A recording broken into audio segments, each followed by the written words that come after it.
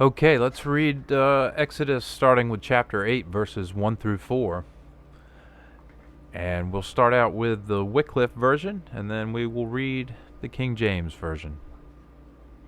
Also the Lord said to Moses, Enter thou to Pharaoh, and thou shalt say to him, The Lord saith these things, Deliver thou my people, that it make sacrifice to me.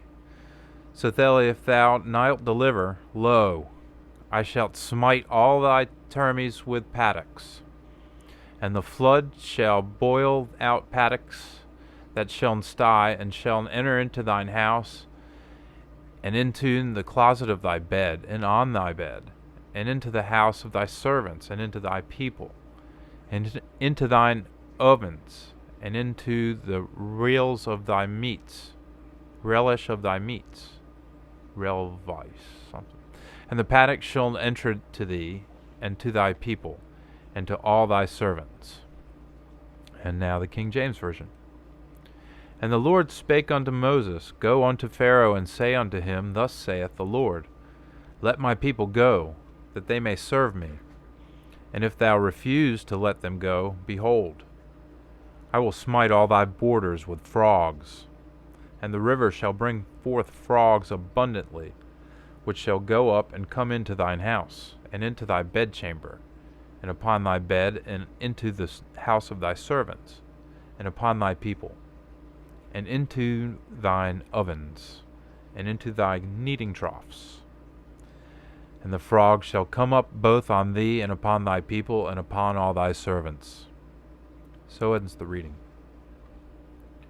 Now we'll listen to a little bit more of Ron Wyatt, and also look at the story of John Hus, the goose. First, from Revealing God's Treasure. These free handouts, it gives these verses. Now I'll share a couple of them with you. 1 John chapter 5, verses 8 and 9. It says, There are three that bear witness in earth, not in the earth, but in earth, meaning under the ground, the spirit, the water, and the blood. And these three agree in one.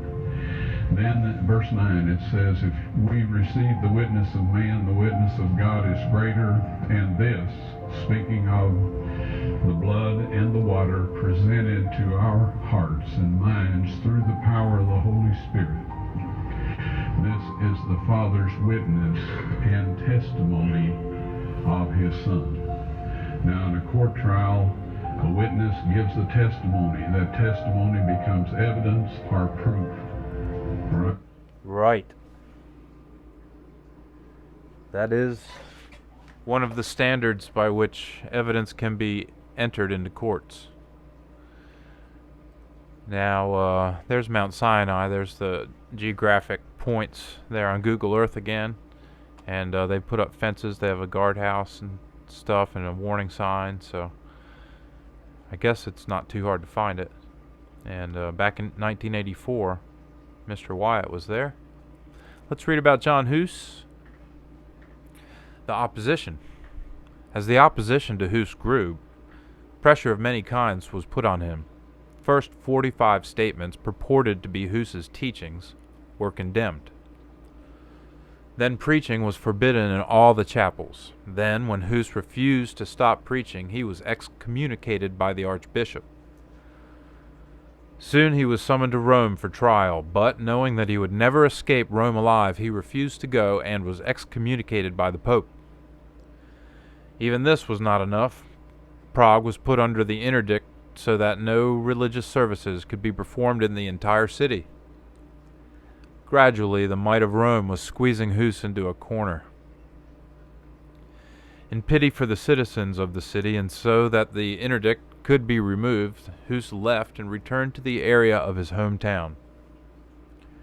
But his new residence soon became a center for preaching in all the surrounding countryside, and it gave him the quietness that he needed to write. Perhaps this move did not lessen his effectiveness, but was God's means of spreading Hus's teaching beyond the confines of Prague. At any rate, Rome could tolerate Hus no longer.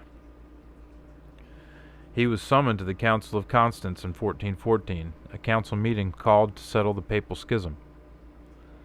3 popes were all claiming to be the legitimate pope, and the outrageous situation was making a mockery of the claims of the Church. We'll read more about the trial and martyrdom next time. I can see right here the trial was a joke, violation, and so on. Yeah, you know, justice and court systems are not always the same thing. That is for shizzle. Alright. I guess we're out of here. Till the next time.